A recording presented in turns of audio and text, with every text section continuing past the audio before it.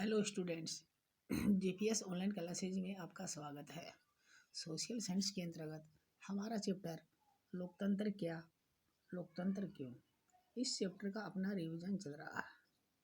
इस चैप्टर के अंतर्गत आज अपन पढ़ेंगे लोकतंत्र के विपक्ष में तर्क, लोकतंत्र के विपक्ष में तर्क अथवा लोकतंत्र के दोष या कमियां। तो देखिए विद्यार्थियों, पिछले वीडियो लेसन में हमने पढ़ा था कि विश्व में शासन की जितनी भी प्रणालियां हैं, इनमें सर्वश्रेष्ठ प्रणाली एक लोकतांत्रिक शासन प्रणाली है। इसमें कुछ कमियां हैं, इसमें कुछ दोष है, इसके बावजूद भी इसको एक श्रेष्ठ बताया गया है।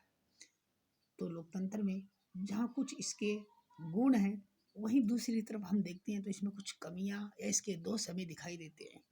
तो इनके विपक्ष में तर्क में देखिए कि लोकतंत्र की व्यक्ति संबंधी धारणा ये भ्रमपूर्ण है, क्योंकि लोकतंत्र में व्यक्ति विशेष पर कोई ध्यान नहीं दिया जाता, जबकि सामूहिक रूप की अवधारणा पर ध्यान दिया जाता है।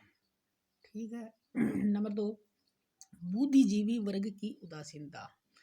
लोकतंत्र के बारे में कहा जाता है कि लोकतंत्र में जो बुद्धिजीवी वर्ग है वो इसमें भाग नहीं लेता है, अर्थात वो आगे नहीं आता है। ठीक है। नंबर 3, शैक्षणिक महत्व का दावा भ्रमपूर्ण। लोकतांत्रिक शासन प्रणाली में शैक्षणिक शिक्षा का कोई महत्व नहीं है, क्योंकि इसमें एक अनपढ़ निरक्षर व्यक्ति भी राजनीति में सक्रिय हो सकता है, क्योंकि राजनीति में आने के लिए उसको उच्च मंत्री बनने के लिए कोई एक विशेष योग्यता नहीं है, जबकि हमें एक नौकरी हासिल करने के लिए न्यूनतम योग्यता हासिल करनी पड़ती है, जबकि एक देश का नेता बनने के लिए, एक मंत्री बनने के लिए कोई एक विशेष योग्यता अहर्ता नहीं की गई है। नंबर 4, लोकतांत्रिक स्वतंत्रता व समानता भ्रमपूर्ण है। कि लोकतंत्र में कहते हैं कि लोगों को स्वतंत्रता और समानता रहती है, इसके बावजूद हमें देखने में मिलता है आज भी इसमें कमियां हैं। राजनीतिक दलों का दुष्प्रभाव। लोकतांत्रिक शासन प्रणाली में इतने राजनीतिक दल सक्रिय हो जाते हैं कि वो आपस में एक दूसरे पर व्यक्तिगत रूप से या सामूहिक रूप से छींटाकशी करते रहते हैं। इसमें नैतिकता में काफ़ी कमी आती है। ठीक है। चौथा इसका है अनुत्तरदायी शासन प्रणाली। लोकतांत्रिक शासन प्रणाली है एक अनुत्तरदायी शासन प्रणाली, इसलिए कहा गया है क्योंकि इसमें आने वाली जो सरकार है, हर एक पिछली सरकार पर अपना दोष मढ़ती रहती हैं, स्वयं अपनी जिम्मेदारियों से बचती रहती है। ठीक है। इसकी जो 7वीं कमी है सार्वजनिक धन व समय का अपयोग। लोकतांत्रिक शासन प्रणाली में भ्रष्टाचार विद्यमान रहता है, क्योंकि इसके बड़े बड़े नेता, बड़े बड़े जो अफसर हैं, अधिकारी, बहुत ज़्यादा भ्रष्टाचार में लिप्त रहते हैं।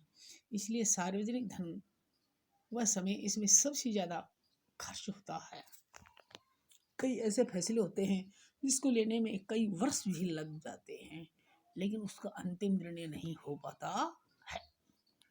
उदासीन मतदाता। लोकतांत्रिक शासन प्रणाली में जो मतदाता है वो भी उदासीन रहते हैं, इसलिए हम देखते हैं कि अधिकतर लोकतांत्रिक देशों में अधिकतम 70% तक मतदान होता है।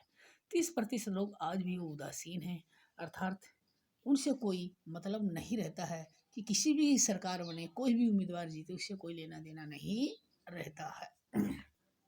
नंबर 9, संकटकालीन की दृष्टि से कमजोर शासन।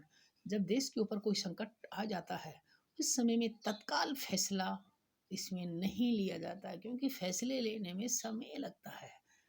ठीक है। इसलिए ये कमजोर शासन इसको माना गया है।